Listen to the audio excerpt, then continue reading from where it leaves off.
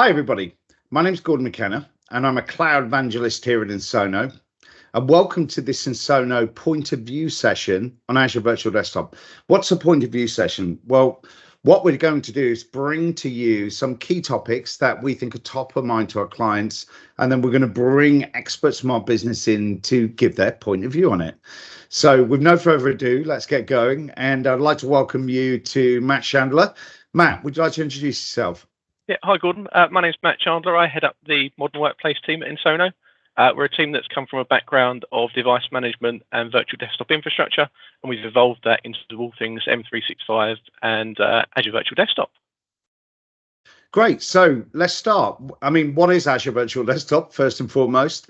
Why would customers deploy it? And what do you see are the key benefits that it brings? So Azure Virtual Desktop is Microsoft's latest iteration of a virtual desktop infrastructure, so VDI.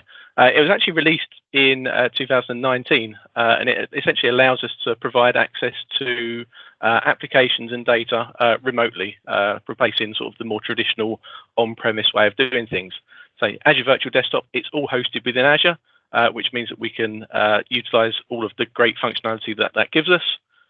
And it really sort of exploded, I think, when COVID hit and people then started to actually say, right, we actually need to get people access to a system quickly, remotely, because we don't want people coming in the office. So that's where we really saw sort of people exploring it more, and that's grown further and further as the product has developed. Great. So obviously I get the COVID thing. Many people moved to being a remote workforce very, very quickly. But you know, why would I use Azure Virtual Desktop or VDI, a virtual desktop infrastructure, rather than just give my end users laptops? I guess the key thing really here is simplicity. And I'm going to use Ensono as a good example here. So we had people coming on to join us during COVID, and we weren't able to give them a laptop. We knew that it was going to take quite a while to purchase a laptop, provision it, and then get it sent out to an end user. Whereas actually with AVD, what we can do is we can just give them a link to a website, say go to here, log into this, and then they have their applications and published desktop available to them. So they can start working straight away. It doesn't matter where they are in the world or what device they want to use. They can get in, start accessing the applications and data that we want to give them access to. And we can also do that in a secure way as well. So we can make sure that the data is managed, so it's only kept within that environment as well. Oh, right. So I get that. So this really does lean into the BYOD or bring your own device scenario then really, really well, yeah? Yeah, absolutely. So we don't have to go and say purchase those devices for people. It also means, as coming from my device management point of view, it means I don't actually have to manage that many devices, which is always a pain. So yeah, having that sort of the ease of giving people access to their applications is great. It also means we're not dependent on things like VPNs as well. So yeah, sort of my overheads as an admin are greatly reduced by being able to use AVD. Fantastic. So could you explain for me maybe the scenarios where a customer may choose a platform like Citrix, for example, over AVD? I know that's widely used, or may choose to have both platforms, for example. Yeah, I think that's a key point that you said there with both platforms, because I think that a lot of people, certainly when AVD was announced, they didn't understand that Microsoft, whilst it is a competing product, Microsoft want to work with your Citrix and your VMwares as well to make sure that people that use those platforms are able to still use AVD. So I think the key thing here is that when we're using AVD, really what we're thinking about is connecting people into a Windows 10 multi-session, so getting multiple people onto a Windows 10 operating system, which we've never been able to do before in a VDI scenario. It would always be server-based. So people will want to use that, but they will obviously still be tied into Citrix and VMware and so on. So they may not want to move away from them. But Microsoft have worked with Citrix and VMware and said you can still use AVD, so you can still access those session hosts. They have to be running in Azure, but you can then still use your Citrix and your VMware interfaces. So whilst it is a competitive product, it's also working with those companies as well. Okay, great. To how people would make those choices, I say it very much depends on what your use cases are and when we go into customers, we always try to work out what the user personas are and how people are going to interact with the VDI environment. So it may be a case of there are certain features of your Citrixes, your VMwares that people still need because AVD is still developing. So there may be those specific use cases whereby we still need to maintain those environments. There may be other cases where we actually want to move into AVD just for sort of that simplicity. Okay, fantastic. And I've heard this term, Windows 10 or Windows 11 multi-session. Can you explain what that means? Because I think that's kind of relevant to that last point as well, isn't it? Yeah. Windows. So essentially, a VDI, we're getting users to connect in. Traditionally, that would all be server-based, so they would connect into a server operating system. Now, with Azure Virtual Desktop, Microsoft released that Windows 10 multi-session, so it allows us to, and Windows 11, it allows us to give access to a Windows user-friendly OS and get multiple people to connect onto those. Because in our traditional scenarios, we would just be a one-to-one basis. So I've got my user account, I connect onto a Windows 10 machine. Now we can have it so we can have multiple people connecting onto those that single instance.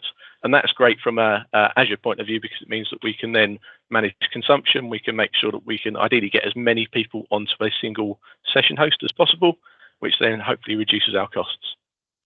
Fantastic. And I'm presuming this Windows 10, Windows 11 multi-session works with other platforms like Citrix and VMware as well.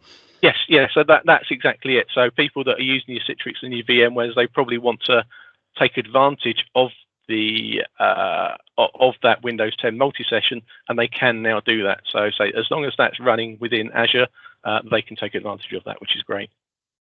Fantastic. So, could you're an experienced person. You've been out doing projects. I'm sure people listening in would love to hear maybe about a couple of projects you've done, how they went, and where you are today with those projects.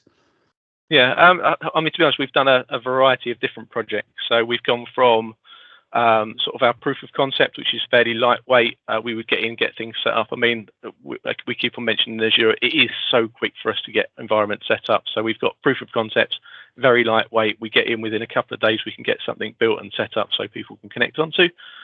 We then take that to the other extreme of which actually got a managed service as well. So we're actually managing environments for customers, whereby we are updating master images, making sure that all the Windows updates are installed, updating applications where necessary, and then also scaling environments as well. So making sure that when people aren't logged into the environment, it's actually all switched off, so we're then not paying for that.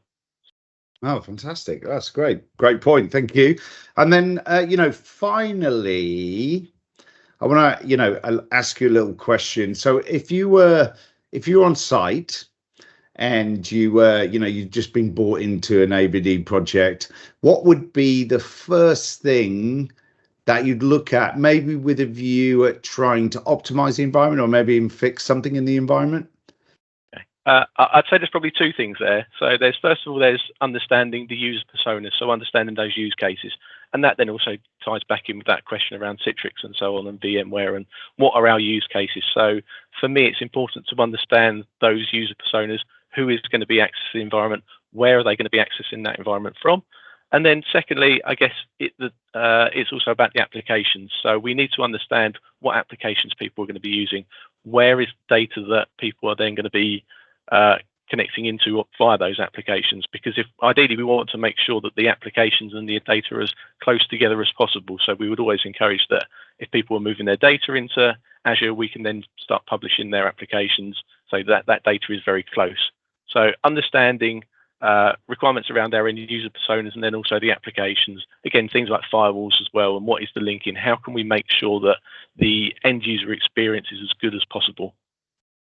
Yeah, fantastic. I think that's a great tip. I've definitely heard the user persona thing come up quite a lot. I think that's the first thing that people try to work on, and getting that right and making sure it's set up right. So that's great. Thank you so much, Matt. I hope you enjoyed the session today. I mean, call to action really. If you're looking for a really good, remote desktop solution, if you're looking at making your workforce hybrid, AVD is definitely, you know, one of the top products in the market. So definitely look at that. And if you know you're looking for a great partner, there, you know, you can come to Ensono. There's other great partners out there too. But you know, get running with it as soon as you can. You know, utilize things like multi-session host. Make sure that you're saving money, and you know, make sure you get things like personas right. Just as a recap. So. Thank you very much for attending today. Our next session is going to dive a little bit into one of the topics we talked about today, which is the Citrix to AVD, and we're going to bring on one of our Citrix specialists to talk about that. So thank you very much for attending today, and looking forward to seeing you on the next podcast.